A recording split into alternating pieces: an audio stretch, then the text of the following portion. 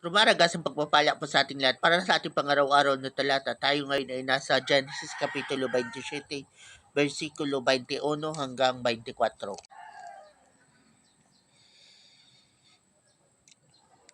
Nagtanong mo na muli si Isaac, ikaw ba'y talagang si Esau? Lumapit ka nga rito nang malaman ko kung ikaw nga. Lumapit naman si Jacob at siya ay hinipo ng ama. Kay Jacob ang tiningon, ang bisig ay parang kay Esau. Pabulong na wika ni Isaac. Hindi niya nakilala si Jacob sapagkat ang mga bisig nito ay mabalahibo ring tulad ng kay Esau.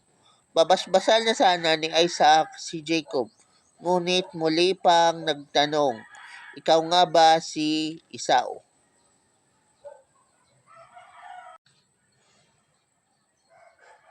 Ako nga po, tugon ni Jacob.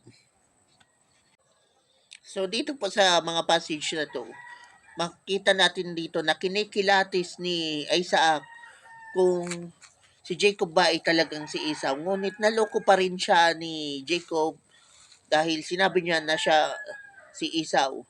So, yan po talaga ang scientific pag malabo ng mata, pag malabo ng mata, naluloko na.